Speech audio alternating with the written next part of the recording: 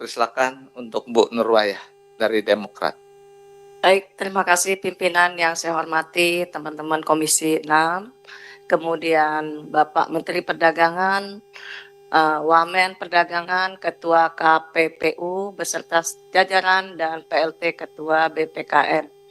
Baik pimpinan, saya tidak akan berpanjang lebar, saya hanya sedikit menambahkan terkait materi yang disampaikan oleh Pak Menteri itu di halaman 7 yang menyatakan bahwa konsep dasar perdagangan berjangka komoditi sebagai salah satu instrumen perdagangan dan investasi yang telah diatur serta diawasi oleh pemerintah. Secara umum terdapat dua jenis kontrak dalam perdagangan berjangka komoditi. Pertama adalah bentuk kontrak multilateral atau commodity futures yang diperdagangkan melalui bursa berjangka. Hanya itu saja yang ingin saya tanyakan, karena realita yang terjadi, tadi juga sudah disampaikan beberapa teman, saya hanya ingin menambahkan, realita yang terjadi sampai dengan hari ini banyak sekali nasabah-nasabah atau konsumen dari perusahaan future trading itu memberikan pengaduan-pengaduan bahwa mereka merasa dibohongi, diberikan janji-janji palsu yang harusnya katanya untung sekian persen, namun baru beberapa bulan berjalan dana mereka sudah habis. Dan pada saat mereka melakukan pelaporan, ya, ini tidak ada pendampingan hukum dari Kementerian Perdagangan. Jadi mereka hanya mencari, artinya lembaga bantuan hukum mana sih yang bisa kami gunakan untuk melaporkan dan mendampingi kami dengan kejadian ini. Saya paham betul dengan situasi kondisi seperti ini, Pak. Ya, itu masyarakat kita banyak yang terkena yang namanya PHK dan sebagainya, sehingga mereka merasa mereka tidak terbiasa dengan bisnis, akhirnya tergiur dengan informasi-informasi yang mereka dapatkan karena ditelepon. Berkali-kali mereka ditelepon. Mereka minta waktu untuk ketemuan, untuk melakukan presentasi dan sebagainya. Bahkan mereka didampingi oleh pihak manajemen perusahaan. Nah, siapa yang melakukan komunikasi ini untuk mencari nasabah? Adalah yang disebut konsultan bisnis, julukannya seperti itu. Mereka tidak lelah untuk menghubungi para calon-calon nasabah. Lalu apabila orang sudah tertarik, artinya ada nggak sih pendampingan yang diberikan dari Kementerian Perdagangan bahwa cara untuk menarik investor terkait masalah commodity future atau future trading ya harus seperti ini. Karena kita tahu dalam future trading itu makhluknya tidak terlihat. Barangnya tidak terlihat, yang terlihat hanya angka-angka di depan monitor. Ya, kemudian konsultan bisnis ini juga tidak diberikan bekal yang cukup, sehingga apa yang disampaikan kepada calon nasabah itu adalah hal yang bagus-bagus saja, bahwa akan untung sekian persen dalam 1 bulan, tidak ada resiko. Kalaupun misalnya ada resiko, ada gejolak, itu gampang penanganannya melalui hedging.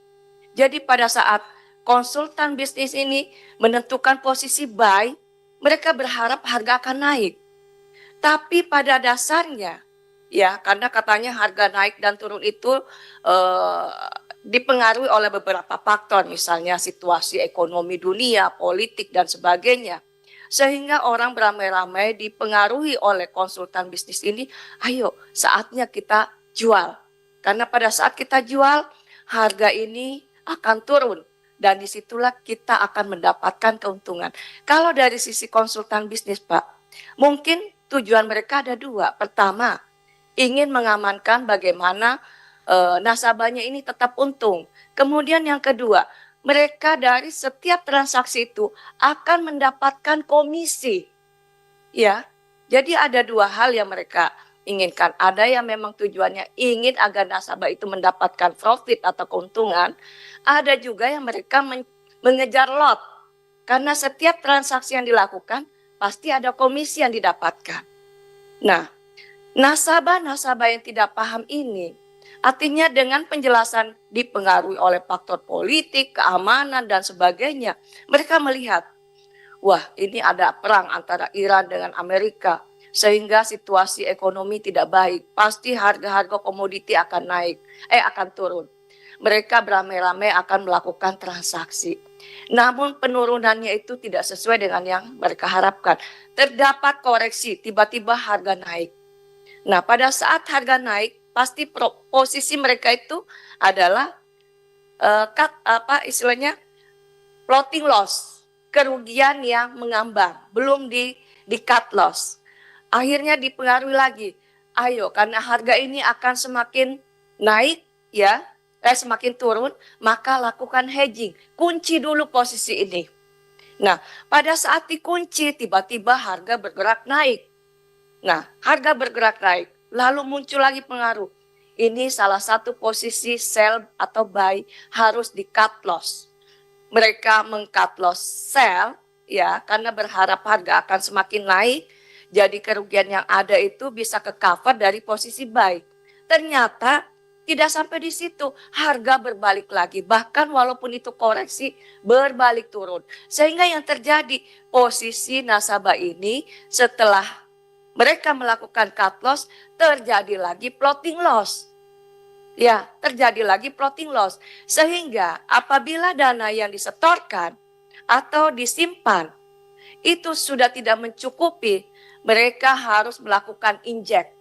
Kalau tidak melakukan injek atau penambahan dana, maka posisinya akan otomatis cut loss karena tidak kuat lagi menahan harga yang semakin naik. Nah, disinilah terjadi banyak sekali nasabah-nasabah yang merasa dirugikan, merasa dibohongi, merasa tidak terakomodir. Karena tadi mereka berbenturan dengan hukum, tapi pihak dari perusahaan seolah-olah lepas tangan, menyerahkan permasalahan ini kepada konsultan bisnis itu. Nah ini kasihan Pak, kasihan sekali. Tolong Bapak, ini diawasi ketat. Karena kebanyakan perusahaan-perusahaan ini berkantor di gedung-gedung yang begitu mewah. Sehingga nasabah yang awam ini menganggap bahwa perusahaan ini benar adanya. Ini jangan sampai terjadi Pak. Lakukan pengawasan langsung ke perusahaannya. Jangan setelah terjadi laporan-laporan komplain baru dilakukan pengawasan. Lihat perusahaan itu jelas atau tidak. Karena ini sudah berbentuk seperti perjudian Pak kalau saya lihat. Ya, harga begitu kencang berlari.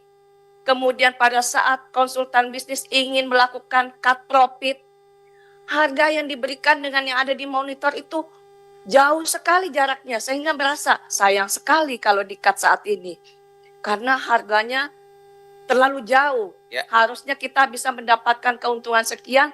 Tapi karena jaraknya jauh, akhirnya keuntungan yang kita dapat sekian. Akhirnya mereka tahan posisi itu. Saya rasa itu saja pimpinan. Ini benar-benar aspirasi dari yang teman-teman yang mengalami kondisi seperti ini.